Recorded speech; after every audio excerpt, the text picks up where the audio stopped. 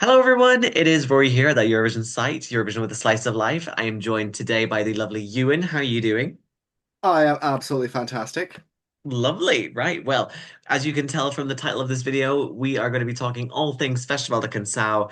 Bandidos de Cante has finally won the selection and will now be representing Portugal at Eurovision 2026 with Rosa. We have opinions and we want to talk about them, so let's just get straight into it.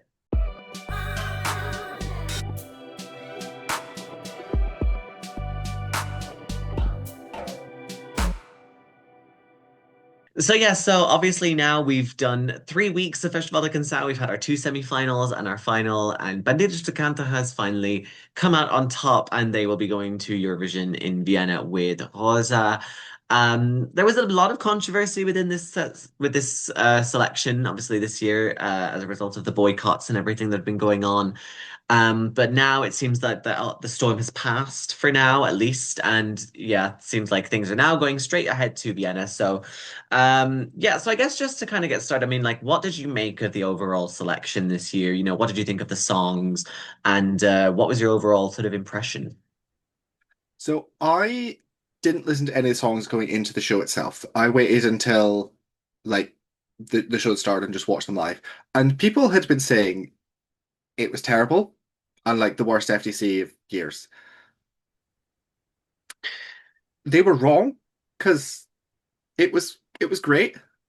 I mean, that might just be because I'm not very Portuguesey, but like this was a fantastic selection. I liked almost all of the songs, apart from one in particular, but I think we'll get to that in a bit. Oh God. Um, it was a great show. It was fun. Final dragged on, but that's Festival de Canção. This is a great show. Yeah, yeah. I think I think a lot of people were kind of maybe a little bit kind of thought it was a bit of a mid show. I think more fans of like Festival de Canção. I think they didn't say it was a shit show. I think it was just weaker compared to some other selections that we've had before. Like, when we're thinking of like the golden days of like Festival de Canção in the current era, like we're talking like 2022, 2023, kind of 2024, so But obviously kind but of with coming those off. ones, can I just say though, I don't think they were that great. They had a very small selection of some of the best songs related to Eurovision of that decade. I'm thinking the likes of the Degrades and those sorts of songs. But the Oh rest of yeah. the shows were very mid. And I don't think there was a lot of that, oh my God, this song could win Eurovision in any of these songs really this year. So that's maybe why people are saying that. But Yeah. just the general average, it's a great show. Sorry, I Yeah. interrupted you. Yeah, and they You upped were talking about your baby. they upped the production levels as well Mhm. this year. They actually moved away from like one of the studios. They've moved into a larger studios. They had a bit more space to kind of play around with. They had a larger audience as well. They had the green room inside the actual studio itself, which is even better because beforehand it was sort of in another separate space. So it actually made it a lot nicer to kind of feel a little bit more immersed, which is quite nice actually. You could tell the atmosphere in the final, like it felt a lot more like jovial and Yeah. like fun. Yeah, definitely. It was like I think people just were like, yeah, let's just enjoy it, Mhm. and like not to say that like Festival de Canção is a little bit kind of stuffy because it really isn't. It's just the fact that the songs that go into Festival de Canção, the songs that are created are sort of a lot more serious, I guess, compared to, the songs that you get in like, your Melody Festivals or in like your Melody Grand Prix or like Although I do those. think it did used to be presented in a rather stuffy way. I'm thinking like of 2014, that sort of era of the contest, where Yeah, it was like yeah. it felt like a corporate event rather Yeah. than a festival of song. Yeah. Well, now that we have Filomena Cautela and Vasco Palmerim, who's like basically like Vasco Palmerim is basically like the Alex Horn of Portuguese Taskmaster. So if you've ever watched that show, basically love that. Is Alex Horn on Taskmaster? Who's Alex Yes. Horn? Alex Horn is like the assistant in Taskmaster. I Um have no idea. I've never seen that man before. Okay. well, okay, right. Side note, there's that. And then you also obviously have Filomena Cautela as well, who we all know and love anyway. She's an amazing woman. So that's She was the like only good host from 2018. see, you know what I mean? And then she was Mhm. stuck in the goddamn green room. So like we just knew that she had a lot more fun. Like it just felt more fun. So I'm happy that like Festival de Canção was like it was a good show. Yes, it dragged on a while, but like that's the whole point of Festival de Canção. It's like you expect it in the same way that you expect San Remo to go on for 5 hours. It's that same kind of thing. Um, But with them that presenting, and I understand very little Portuguese, but I could still get so much fun energy and like atmosphere from them in their yeah. hosting of this one. So it's not as bad as it's been before in terms of the dragging on. It felt yeah, they could have cut half an hour or 2 hours off of it, but Just whatever worked. I mean, they did have that whole thing with like Who Wants to Be a Millionaire that's like, what's going to happen after the break or something. And it's like, oh, we'll have an interval or we'll have a proposal or something. It's like, we kind of didn't need that, but I understood why they did it, just to kind of keep it like the vibes up a little bit more. But yeah, so anyway, let's talk about the songs. We had 16 songs competing in this. It's obviously been cut down a little bit compared to the last couple of years that we had, because usually we used to have like kind of 20 songs. What were some of the songs that kind of stood out to you? And I guess just how was it for you to really just kind of get stuck into this year's festival? um, there were three big standouts for me, and all of them qualified, and it was amazing. I'm so happy about it. But they're all completely different. So my top three were Dinas Mota with Jurei, Marquise with Chuva, and Nunca Matas o Mandarim with Fumo. Hmm. They're not like each other at all. They are arguably like Chuva and Fumo do not feel very Festival di Cansaui traditionally. Yeah. Jurei is the most FDC thing that's ever existed, though. Like, I could have seen that in any other year of the contest of the last like 15 years. Uh-huh. Uh-huh. Um, yeah, those were the three big highlights for me, but it's like they stood out so well in what the styles that they did, like the sort of 90s-esque dream pop-ish style of Marquise that isn't really that genre, but it's hard to classify. Yeah, well, you can tell they've been definitely were inspired by like the synths of the 80s and then just kind of being a bit like kind of a little grungy, but like not at the same time, you know? Mm. So yeah, so I saw that to be fair. And I don't know what it is, but Nunca Matas o Mandarim, they just remind me of like a Portuguese cadne. Okay. And okay, so clearly that is a wildly out there opinion, but like it just That's fair I don't enough. know It's what just your about they just opinion. the vibe was similar and they were Okay, great. yeah. Yeah, I see Um I see it. I see it. Yeah, and no, it's good. Dennis, I don't really know what more to say about it. Like it's FTC to its core and it's just brilliant. Yeah. No, fair enough. I What mean, about you? What were your favorites? Oh sorry, well, I think okay, you were going so to say something. yeah, I mean, I mean, I also like Dinesh Mota. Dinesh Mota, and also to be fair, Dinesh Mota had actually qualified through this pre kind of festival kind of round that was going on as well. So obviously, like he had already earned his spot to be in the festival anyway, and he got to be like in the top three as far as I can remember. Wait, let me just I quickly did check actually myself. Yeah, he want finished second. to discuss this. The way that RTP go about actually bringing all of the songs in.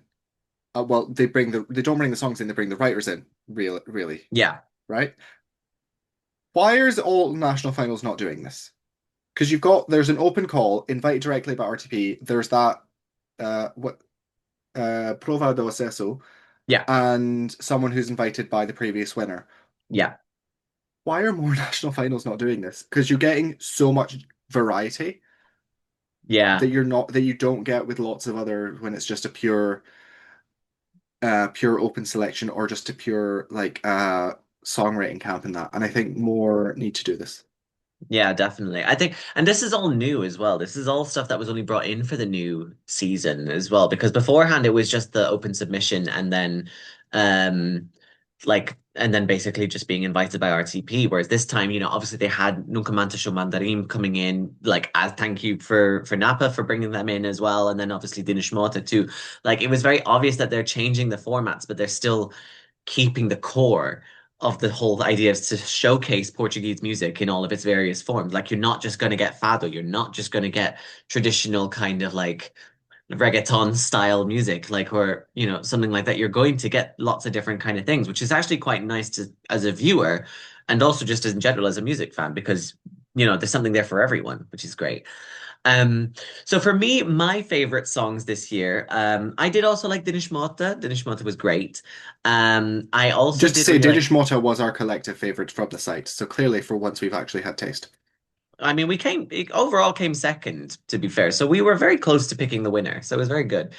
Um, I also did really like Mario Marta as well, which is Pertencer. Obviously, that didn't qualify from this first semi-final, but I did really enjoy that because it was that nice kind of like soft sound, and it was like it had African feels to it. I mean, and also like the lyrics as well were so deep because it was basically that kind of feeling of like not feeling as an immigrant, not feeling like you fully belong to one country or your previous country either. So like it's got kind of nice feel like that's what I love about these songs.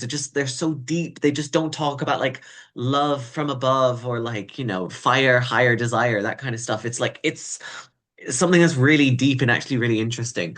Yeah, Can just say like that is one of the reasons that Festival de Canção is amazing because I could not imagine, and I've already said about Degradé, but Degradé is like the topic that you've just mentioned. I could not think of any other national final to put in a song like that and like what you're getting with Pretenser.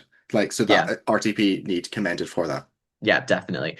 But yeah, and then I mean, also like for example, as well, like the other two songs I'm going to mention here that I absolutely love, Sandrino with Disposto a Tudo. I mean, that in itself is just being like like subject to algorithms and sort of changing yourself in order to feel essentially like you're like popular in a way, and like today I'm a trend, tomorrow no one remembers me, that kind of thing. It's that like you just don't get that in any other like place. I think it's just mental.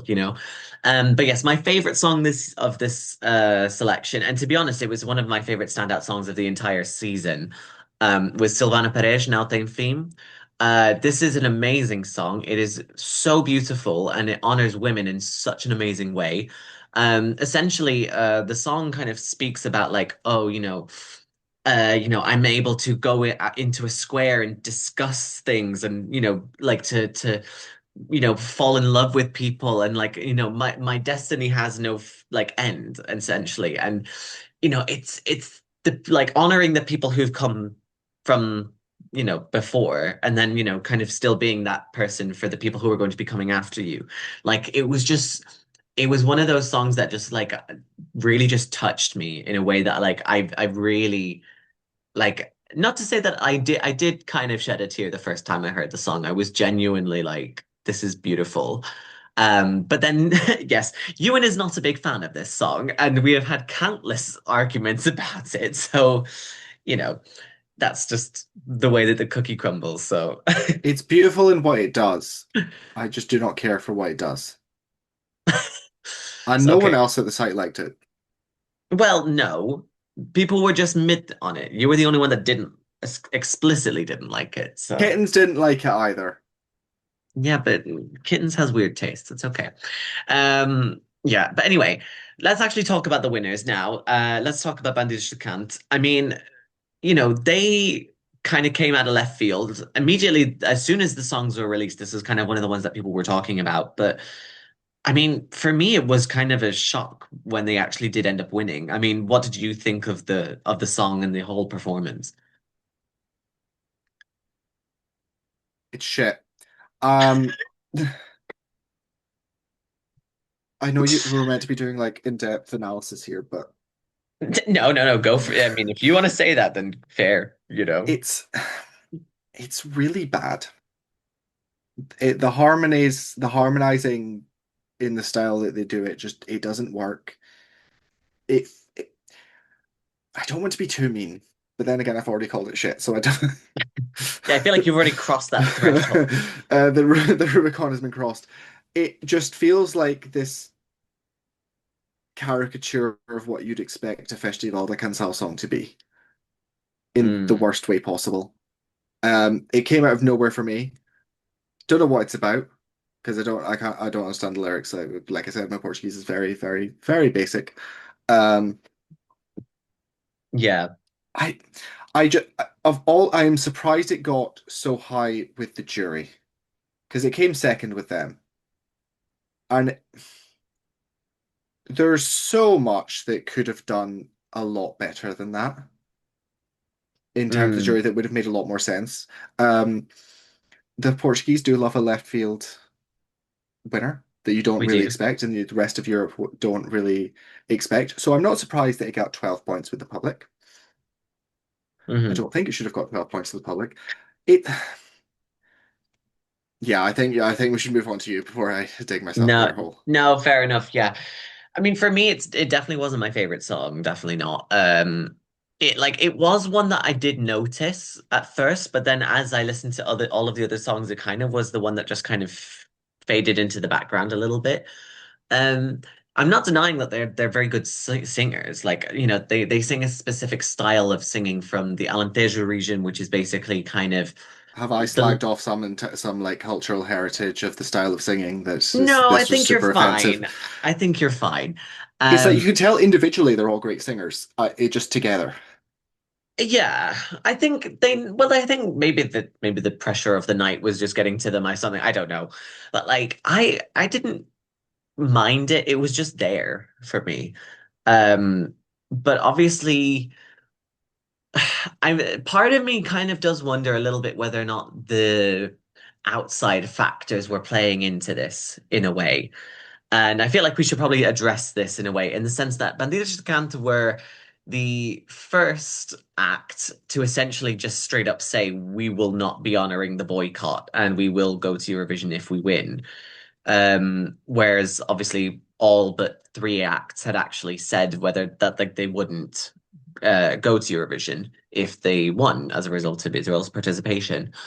Um, and part of me does wonder whether because it's like a traditional song and also kind of in that kind of way, I wonder if there is a little bit of that in there. I mean, I'm saying this with no like nothing to back it up or anything like that, but I do wonder maybe it just served as a bit of a lightning rod to people who were just like, we don't want to have anything to do with this. Let's just pick someone to just go that and we know that they're going to go anyway. Do you know what I mean? So Because they were the only ones of the finalists that explicitly said yes, Uh, right? Because I think Andre a couple. Amaro had also said he would go as well, but he wasn't as like defiant. And Sandrino had not actually specifically said anything.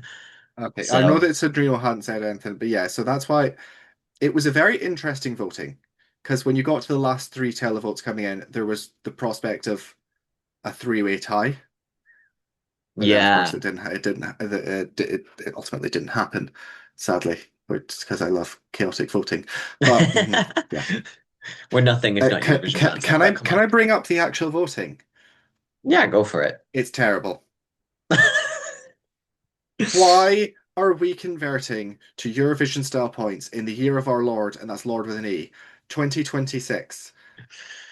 Blame that with all the other national selections. It's not just Festival de Canção. But it's particularly bad because like you had um João Ribeiro get 65 jury points, 12 points. Bandidos de Cante, 56 votes, sorry, jury votes, and then 10 points. And then Nunca 51, 8 points. Like, why is Sandrino getting more jury points than Dinesh Mota when they both got the same jury votes? It doesn't work. Stop compressing it. It does not make sense in the style in the context of a single country. It only works at Eurovision itself because you have so many different voting blocks. Yeah, definitely. Well, there you go, RTP, that's you've been told. So you better do it for next year. Who knows? Yeah, so I guess now with all of that then all being said and done, now that we know that Bandidos de Cante are now going to Portugal for like to represent Portugal at Eurovision, how do you think this is going to play out once we get to Vienna? Because they are in the first semi-final and there's quite a lot of up-tempo songs there. So in theory, it can stand out.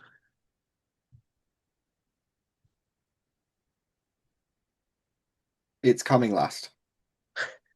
Um, I could see it getting a decent amount of like 2 points from a jury vote.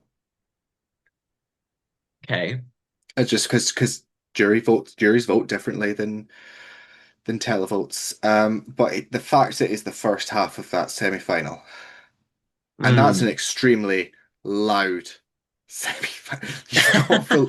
You've got Felicia, Satoshi, Akilas, Bizebek Kebi, and Linda and Pete in that first half. And even then, Lilek aren't that quiet. Well, yeah, Like, yeah. but they're not up tempo, but they are loud. So Like you could, it feels like the song that you would put second in the running order because when we're recording this, we don't have the running order. yeah. So this could be very different. But like, and then the second half, there is Mm. nothing. Uh, I mean, in terms for slow songs, I mean, you have a little bit of Alicia, and I guess you'd have Israel in that mix as well. But but I would say though that like there isn't really anything that sounds like this. And to be Yeah, honest, we had a similar situation with Napa last year. Like but the Napa was difference the is slow Napa were song, good, and it was put in between two big fan favorites. but Napa were good, and Napa were also already like they'd already become a meme. Well, not also just a meme. The song had been used heavily on TikTok in lots of in like the different Communities and stuff. I'm trying to think of the word meme, but also it is the word meme. Sorry, that's a silly moment. Like it has been used a lot by the time it actually got to Eurovision, then exploded afterwards the fact. So I don't see this being replicated this year. But Mm. then it is the fact it is the only slow song of the year. And I think that maybe dependent on how good they do the vocals, I think juries could respond to that in a way. I think it could. I think you're right in saying that I will pick up a lot of votes from a lot of countries, but I do think they will be low. So I Yeah, think I if like it, I could not see this getting higher than a three from the mm, jury and nothing in a televote. I I think it could be more borderline than you think. I think this could scrape through in 10th place, but I could easily see it being like 11th or 12th, like as a surprise one, in the sense that like no one thought they would get that high. In But the it's same just way that there's like, nothing else I could really convincingly make an argument as this is definitely coming lower. mm, well, Lithuania's in there, but all right. Uh, I can see a small amount of people aggressively liking this and it's just randomly coming, not randomly coming like 11th and still higher. And I could say the same with like Alicia, Tamara, Lavina. Actually, that's a stupid one. That's probably a comfortable and hit qualify. probably, I would say. Yeah, Yeah. I do think the path to qualification is quite thin. It's quite narrow, but never say never. I guess there's always that option that they could do. But it's a shame because Portugal's been on a 5-year qualification streak, which has just never happened before for them. So, I mean, obviously things will have to come to an end sometime, but I think maybe they need to kind of switch things up a little bit and actually, you know, bring something to the table next year or something like that that's a bit more challenging in a way. I just think every other song in the final would have had a better shout at qualifying. Mm. Well, there you go. Whether or not that'll Because rate. I think everything else would have appealed more to juries, and some of them would have appealed a lot more to televotes. I can't actually I couldn't imagine if this were to qualify. I couldn't even imagine what type of voting they would get in the final itself. Yeah. I think if it did get to the final, I think it would definitely come right hand side. Whether or not it's a different like where exactly would be a different story, but I definitely think it wouldn't crack into the top 10 or anything like that. Mm. Definitely not. But I think we'd again, struggle to get out of the bottom three of the final. hmm. So you can join the UK and Germany. No, right, okay. UK is good, but that's a story for another time. Yeah. Anyway, on that note, but before we start rambling on anymore, I think we should probably wrap things up here. So, is there anything else that you want to say about Festival de Canção this year, that we haven't mentioned before?